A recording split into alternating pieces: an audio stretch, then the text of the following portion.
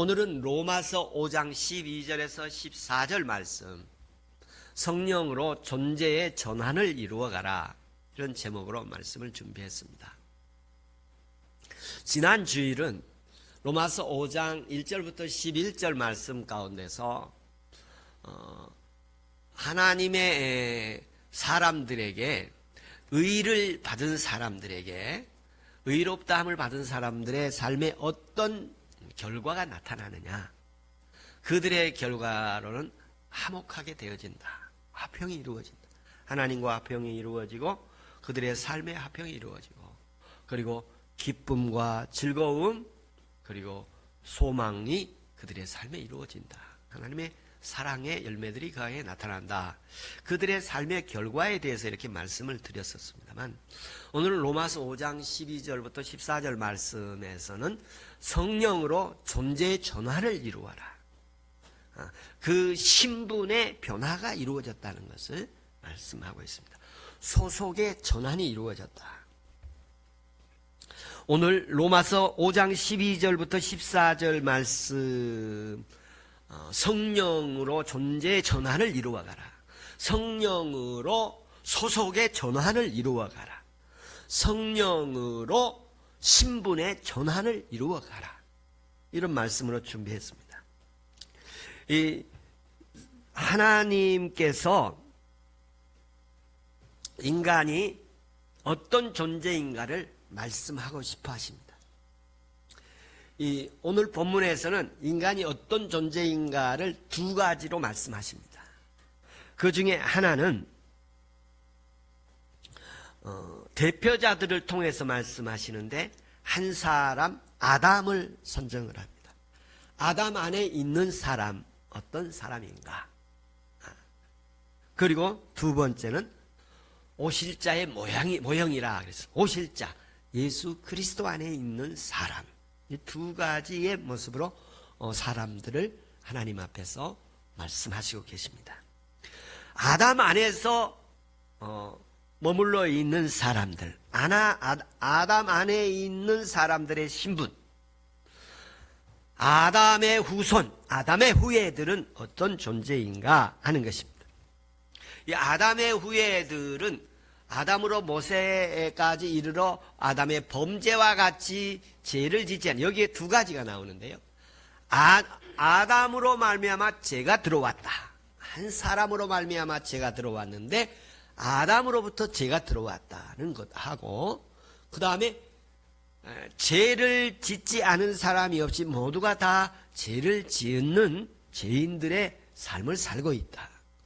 아담 안의 신분, 아담의 후손으로 살아가는 신분들에게는 죄가 이어져 오고 있다. 그래서 이 죄의 기원을 아담으로부터 이렇게 보고 있습니다. 그래서 로마서 3장 9절에 보면 우리는 나으냐 결코 아니다, 유대인이나 헬라인이나 다 죄 아래 있다고 우리가 이미 선언하였느니라.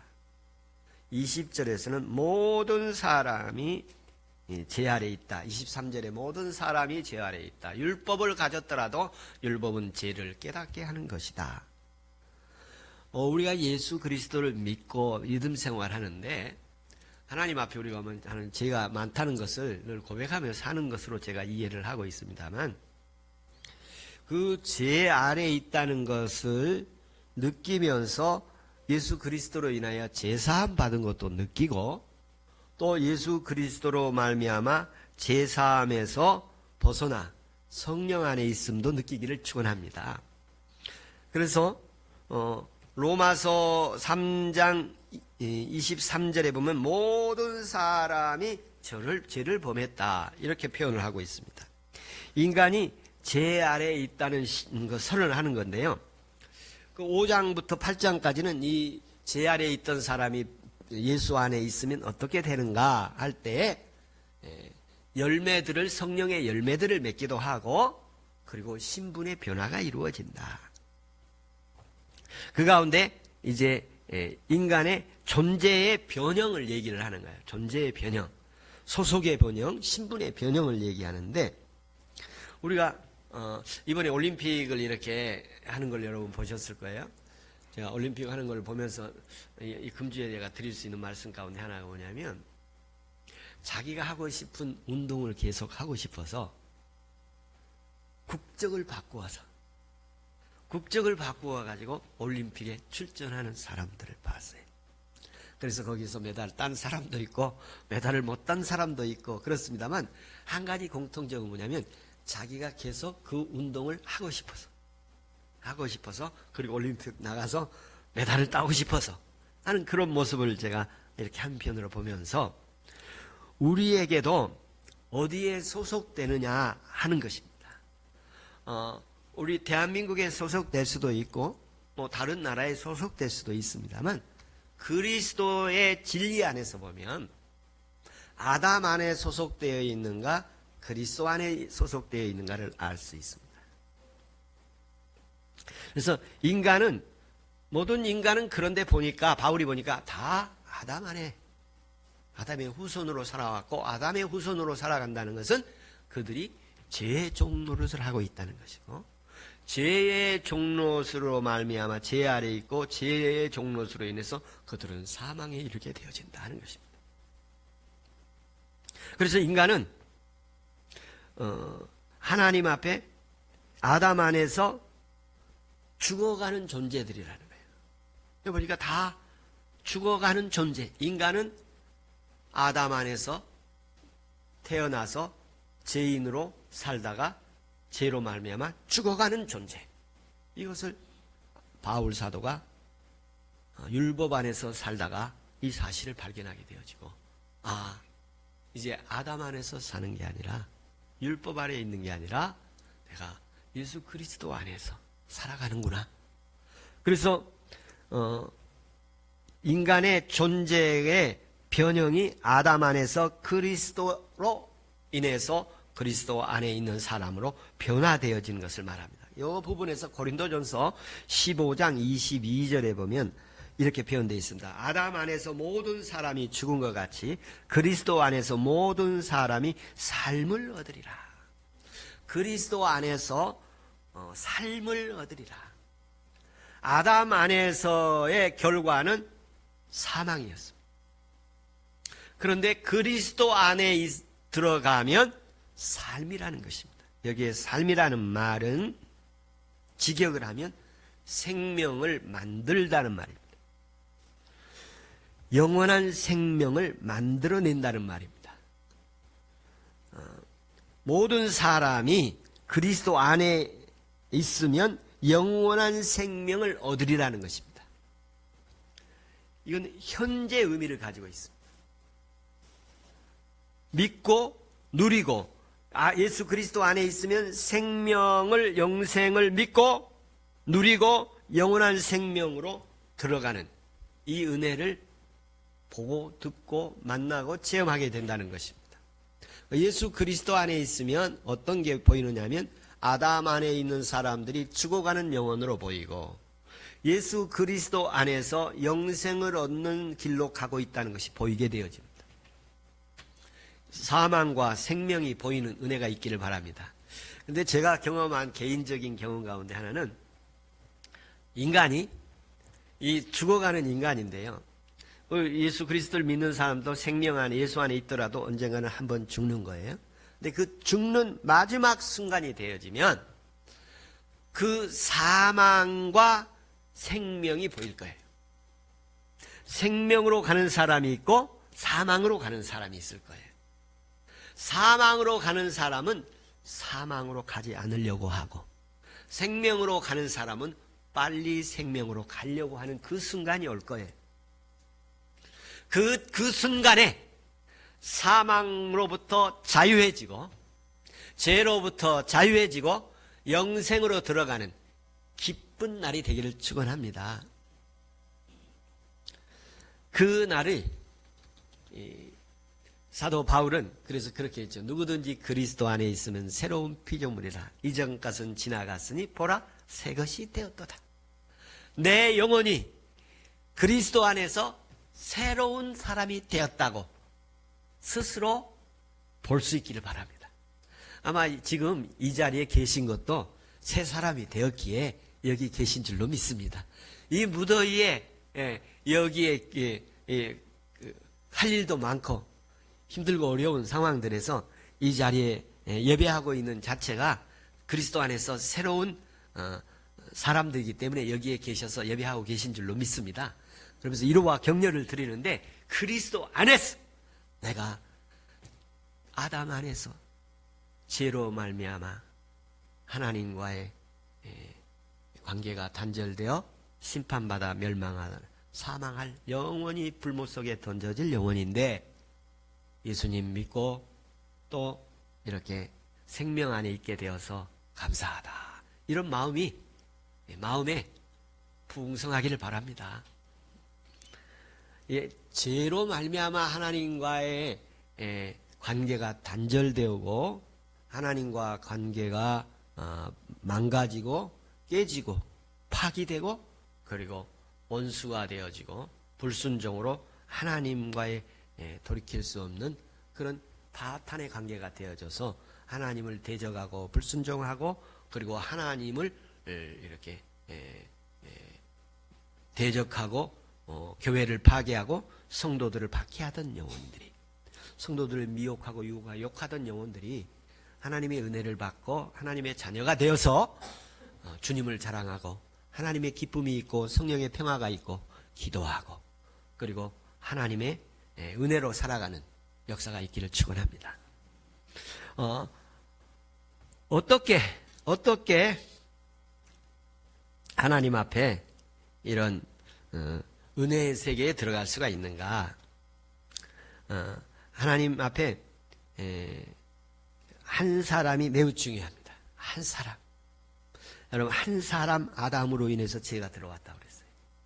그래서 가정에서나 함께하는 공동체에서 하나님 앞에서 한 사람이 중요합니다.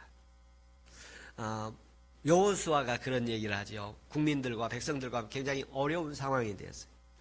서로 막 생각들이 많고 자기 주장들이 많아서 분열과 갈등의 조장이 일어나죠. 그때 여호수아가 한 말이, 나와 내 집은 하나님을 택하겠다.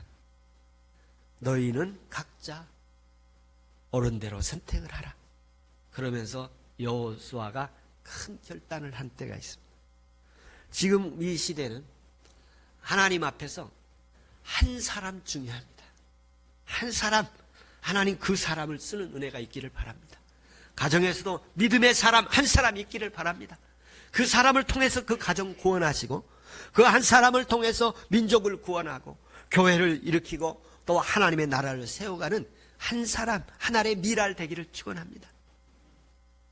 그 한 사람이 예수 그리스도이시고 저와 여러분 되기를 바랍니다.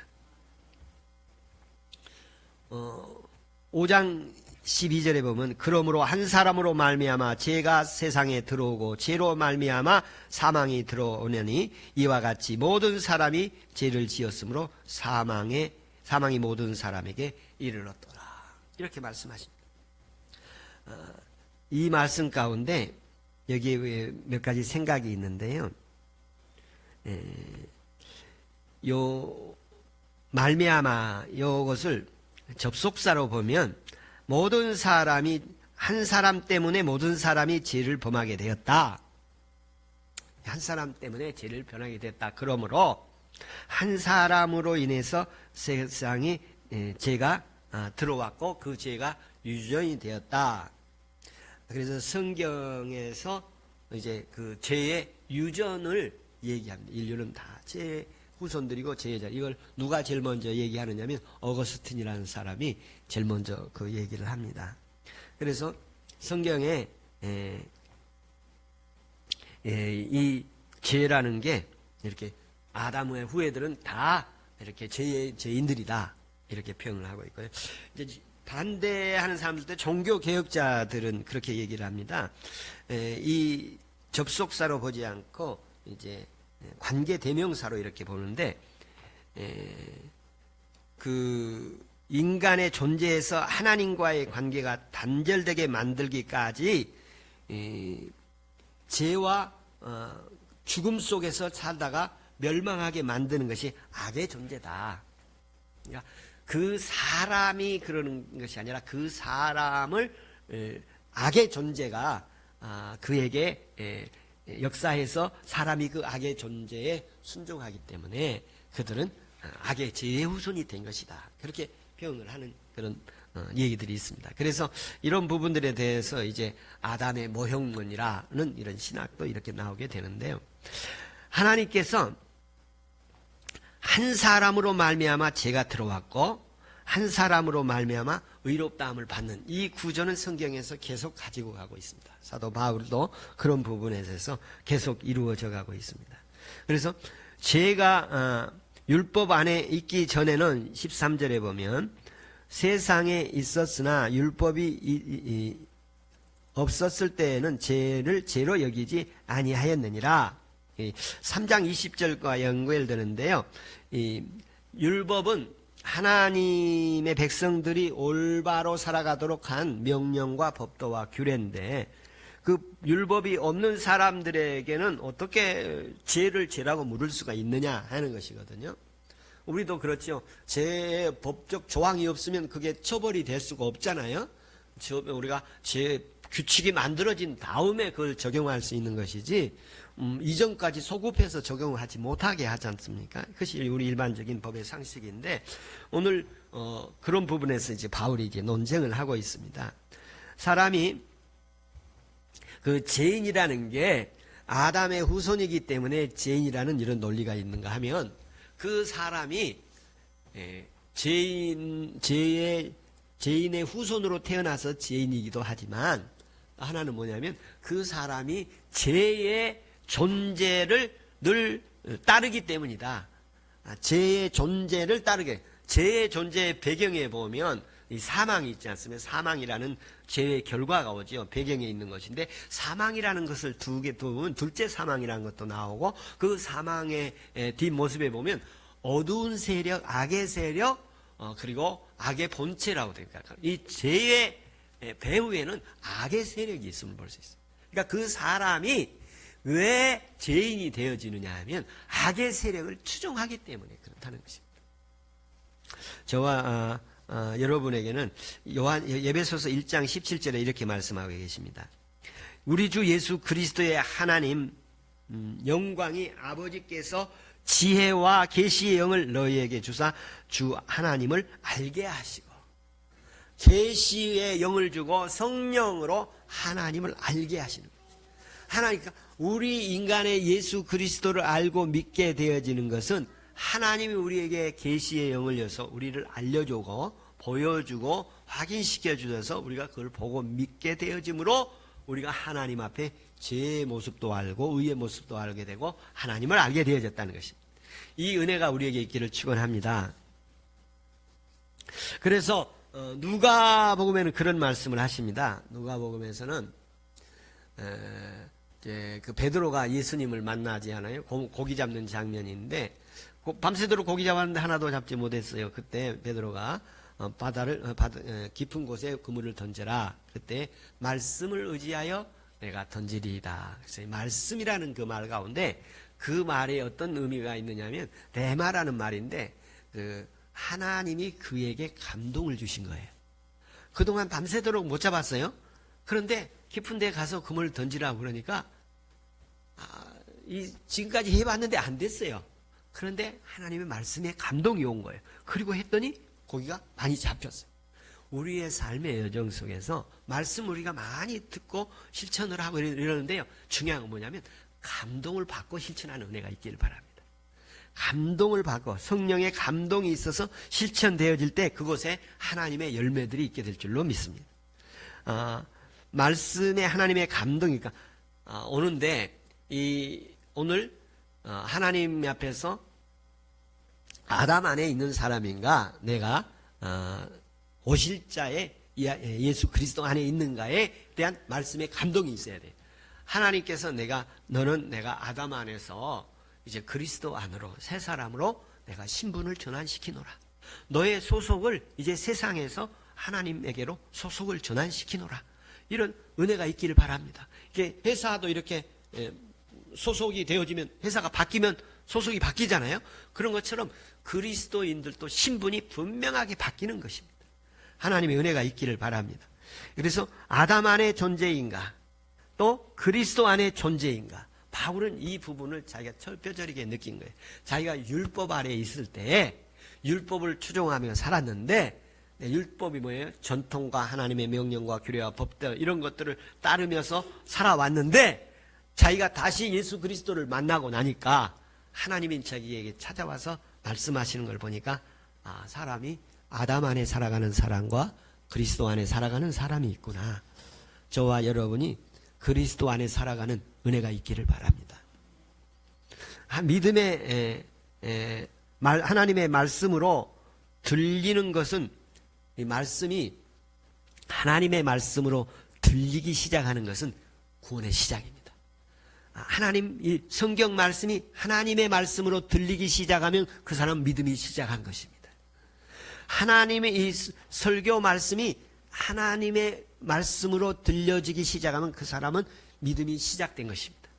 아담 안에 있는 사람에서 그리스도 안에 있는 사람으로 바뀌기 시작한 것입니다. 하나님의 말씀이 성령이 감동되어서 말씀으로 인해서 내 영혼이 즐겁고 기쁘고 자유해지고 은혜가 되어지는 이 모습이 우리 가운데 일어나면 그 사람은 믿음이 시작된 것입니다. 이 구원의 은혜가 있기를 축원합니다.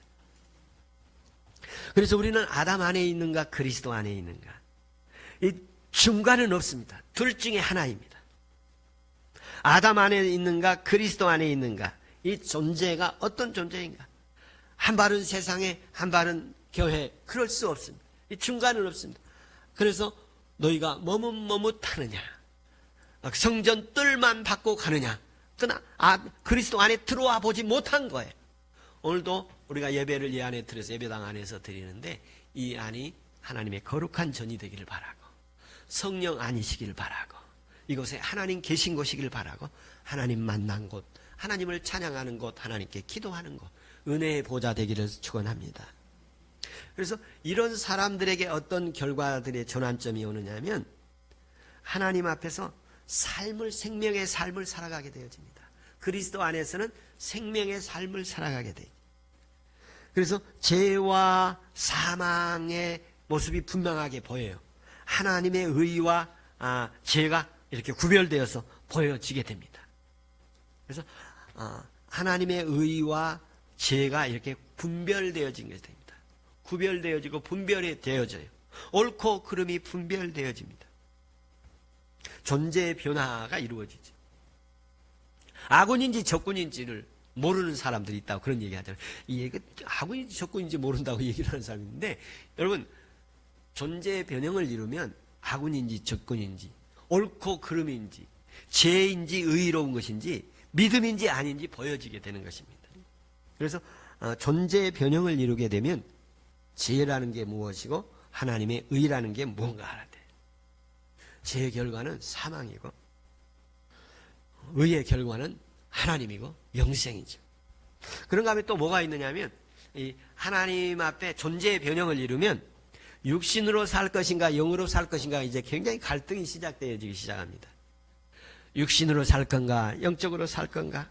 육신으로 산다는 뭐라면 자기 주장이에요. 자기 주장대로 형편과 사정과 계산을 따라 살 것인가, 내 형편과 사정 환경 때문에 그리 끌려갈 것인가, 아니면 성령을 따라 영을 따라 예수를 따라갈 것인가. 이게 늘 갈등의 소지가 있어집니다.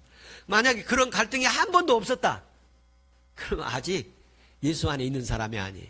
예수 안에 있으면 이 갈등은 수시로 수십 번 있어요. 교회를 제가 부탁을 드립니다. 15분 전에 올 수 있도록 힘써 주십시오. 예. 왜 그러냐면 심리학자들이 그런 얘기를 해요. 사람의 마음의 심리가 고요해지고 안정되어지려면 15분의 시간이 필요하다고 그래요. 거기에 어디에 있다가 이렇게 가면 그곳에서 마음이 차분해지려면 15분이 필요하다고 그래요. 그래서 15분 전에 와서 하나님 앞에 조용히 기도하고 마음이 딱 준비된 마음으로 하나님께 예배 드려지면 하나님이 더 기뻐하실 줄로 믿습니다. 그래서 우리의 삶의 여정 속에서는 이 아담 안에 사는 사람들의 습관이 있었기 때문에 자꾸 그것으로 끌어가려고 그래요. 그러나 새 사람 된 성령의 사람이 또 그것과 늘 갈등을 하니, 그래서 바울이 나는 오라 공고한 사람이라. 누가 이 사망의 몸에서 나를 구원할까? 너무 영적인 것과 육적인 것이 갈등을 일으키는 거예요. 그건 그리스도인으로서 이제 아담 안에서 살던 사람이 성령 안에서 그리스도 안에서 사는 사람으로 들어왔을 때의 전쟁입니다. 그래서 그러면 그거 이기려면 어떻게 해야 되느냐? 이렇게 하면 돼요. 아주 쉬운 표현을 하면 이 육신의 사람은 밥을 주지 말고 성령의 사람은 밥을 많이 주고, 그러면 육신의 사람이 굶어서 힘이 없어가지고 힘이 없어져가지고 주장을 못해요. 그런데 성령의 사람은 이렇게 밥을 많이 먹고 생명의 양식을 많이 먹으면 힘이 생겨요. 그런 것처럼 그럼 육신의 사람이 힘을 얻으려면 어떻게 힘을 얻느냐 하면, 육신의 사람은요, 자기 주장, 자기 고집, 자기 경험, 전통 이런 것들을 자꾸 얘기하고 주장하고 쌓고 보면 육신에 힘이 생겨요. 그리고 성령의 예수 안에서 힘을 얻으려면 기도하고 말씀을 보고 성령을 따르고 하나님의 은혜를 구하고, 그러면 이 사람이 힘을 얻어요. 그러니까 어떻게 하면 우리가 육신을 이기려고 하느냐면 날마다 기도하고 날마다 성경을 보고 주님을 찬송하고 기도하면 우리 육신의 사람을 성령의 사람으로 지배할 수가 있습니다. 그래서 우리는 육신도 가지고 있고 성령도 함께 있어서 이 성령과 육신이 우리는 늘 싸울 수밖에 없어요. 그 가운데 한 주간 성령이 승리하게 하는 은혜가 있기를 바랍니다. 새 사람이 이기는 역사가 있기를 바랍니다. 그리고 이제 마지막으로는 더 큰 그 넓은 벽에 보면 악과 선의, 하나님의 의와 악의, 죄와 죄의 세력과 의의 세력의 대결이에요. 뭐 하나님이 우리가 그 배경에 쭉 보면 죄의 끝에 가보면 악의 마귀가 존재하고, 예, 의의 끝에 가면 하나님이 존재하는 거예요. 그래서 하나님께서 우리의 삶에 불꽃 같은 눈으로 우리를 살펴주셔서 머리털 하나 상하지 않게 하시고, 죄 근처 가면 죄 짓지 못하게 하고, 또 하나님 앞에 의를 행하려고 하면 힘 주시고, 이 은혜가 있기를 바랍니다. 하나님께서 오늘도 성령으로 역사하시는 은혜 있기를 축원합니다. 기도하겠습니다.